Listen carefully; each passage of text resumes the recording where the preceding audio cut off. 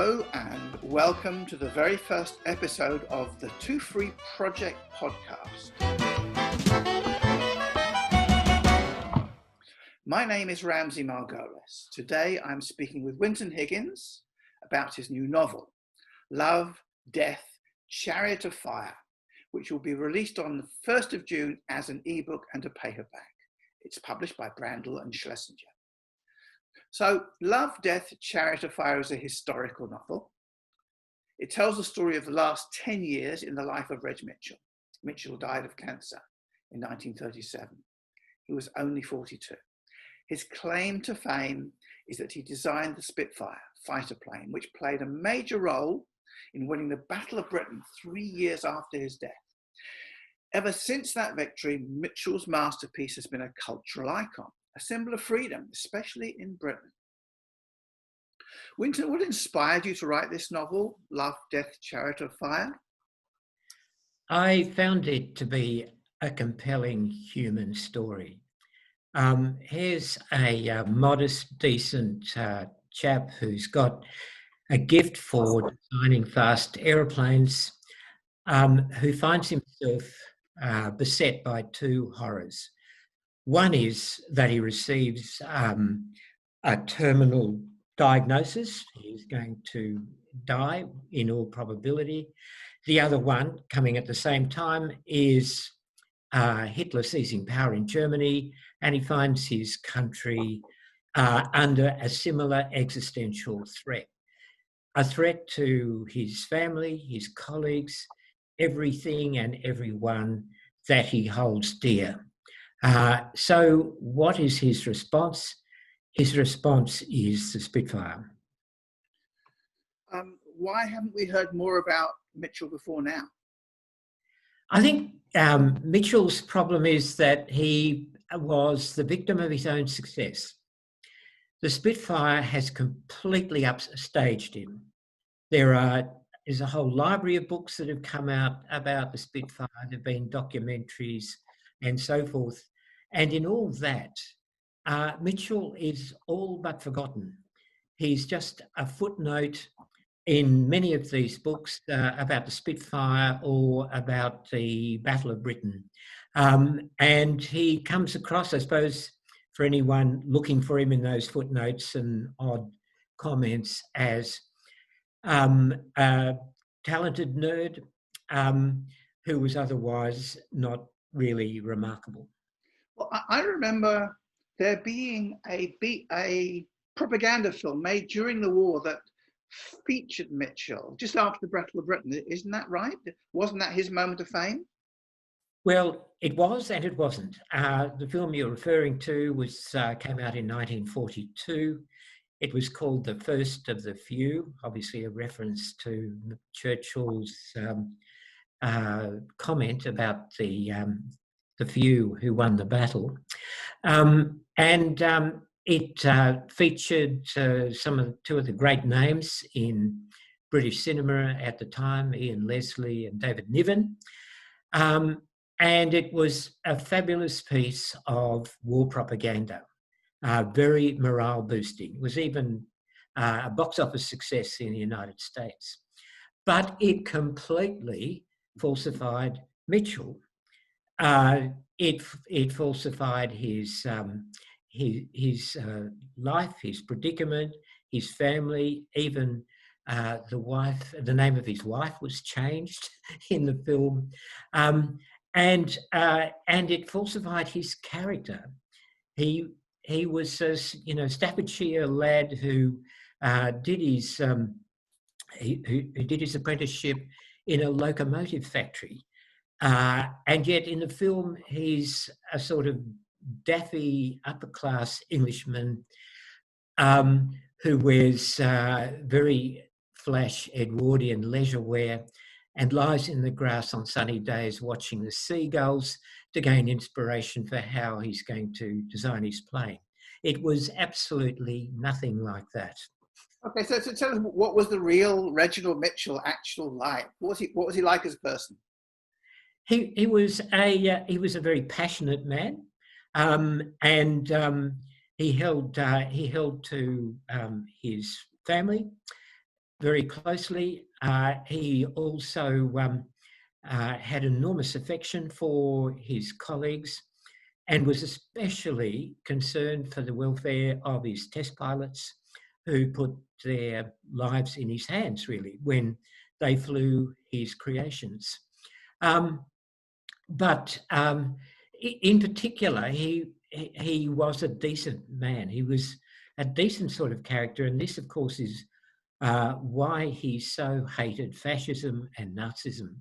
He saw them as a gross indecency and capable of destroying everything he saw as valuable. And that is what put him on this mission to create a fighter plane which would deal with a bomber attack, which would be the prelude to an invasion of Britain. You describe him as a decent man, and you describe his decency very well. Do you think that that made him solemn? Was he like a nerd, a driven loner? What was he like? He wasn't at all like that. He was he was an amateur sportsman. He played quite a few sports, including team sports like cricket. He was a great team player at work. He had no time at all for rank and honours and all that sort of thing. It just completely passed him by, even when he got his CBE. The interesting thing is that at Supermarine Aviation Works, where he worked during these last 10 years that the novel's about, he was known as RJ to everybody, from the chairman of the board down to the lowliest rigger and typist.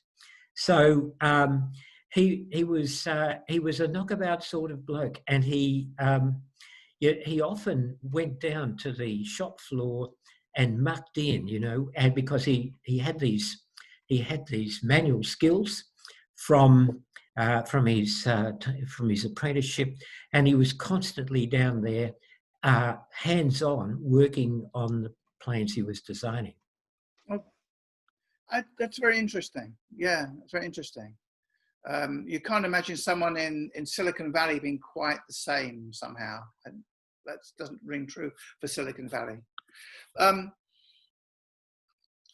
You've rescued Mitchell from a kind of undeserved obscurity, and you're showing us his true stature.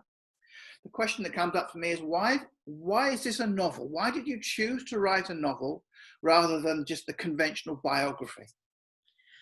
Well, a biographer is bound by the same rules as historians in general, and they have to stick to the historical record and any rational interpretations they can make on that basis. Now, unless you're, a king or something, the vast majority of the things that happen in your life are unrecorded. They're not on the historical record. And if you want a three-dimensional flesh and blood sort of character to emerge out of the lifeless, dusty archives, you've got to exercise your imagination to recreate that kind of sense of who this person was and how they lived and why and how they did what they did.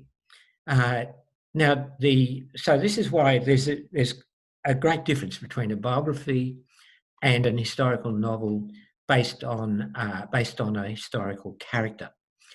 In the words of Hilary Mantel, I suppose these days the greatest exerciser of this craft of the historical novel, she talks about liberating people who happen to be dead from the archives.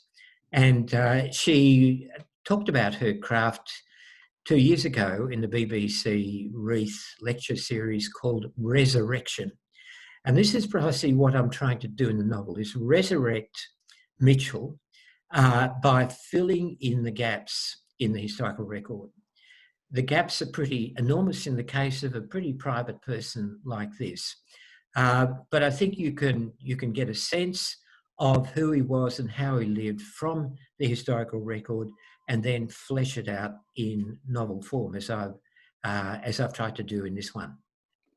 Surely, though, you have to exercise a historian's discipline in creating a sense of the bigger processes and events that were going on around Mitchell during his last 10 years of life, wouldn't you?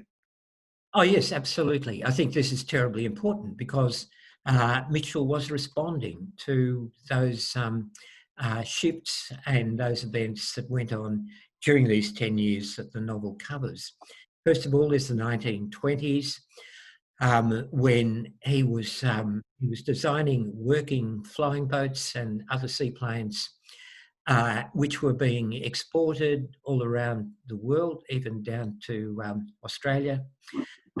And his firm was expanding, and then of course along comes the Depression. Like every other aviation company, his is threatened with going broke because all the orders are drying up, and he's got to find a way to get the firm to survive. And then comes, of course, the early and mid 1930s with the rise of continental fascism, which and the frustration over the fact that the British government refused to rearm to meet this threat until very late in the day. So he had to work against that nonchalance, along with others, of course, who could see the problem as well, particularly Stuffy Dowding, who was important in encouraging Mitchell and Supermarine to develop a fast and agile fighter plane, and who ended up, of course, commanding fighter command during the Battle of Britain. So you could say of Mitchell that he danced to the music of time, if I could borrow that wonderful phrase from Anthony Powell, who wrote a series of novels about this interwar period in British society and British history. So as I understand it, you're portraying Mitchell as a child of his time in cultural terms. Yes, exactly. He was a child of his time, and in a way that I found that extraordinarily interesting, because back in that time, before what's often referred to as the psychological turn in Western culture after the Second World War, before that time, people thought through their issues, their big life issues, in much more moralistic terms. And so Mitchell did this. He was very much driven by a sense of moral responsibility to his family, to his wife, to his colleagues at work, to his birthplace, and to his acquired home in Hampshire. He had this enormous protective sense towards them. And then when the vicissitudes came along, it was a question of character to deal with the fact that he had a major operation in 1933, which left him with a colostomy, to actually deal with that. And a colostomy was a much bigger issue then than it is now. There were no pouches and bags and that sort of thing. So this was a major obstacle which he felt he must overcome. And also, of course, the threat from Nazi Germany, the threat from sheer absolute barbarism in his eyes, quite properly so. And so the quest must go on to build this plane that could deflect the attack that he could see and many others could see coming. Well, it seems to me, having read this book, and I think it's wonderful, I really did enjoy it. It seems to me that you've written it just at the right time. I mean, the Spitfire, there's a bit of a Spitfire mania, particularly in the UK, which is because of the 75th anniversary of VE Day. And then there's the 80th year coming commemoration of the victory of the Battle of Britain in September. So it's quite a lot happening. BBC World Service has started releasing a series of podcasts called Spitfire, the People's Plane, and BBC Teach has a series called Why We All Love the Spitfire.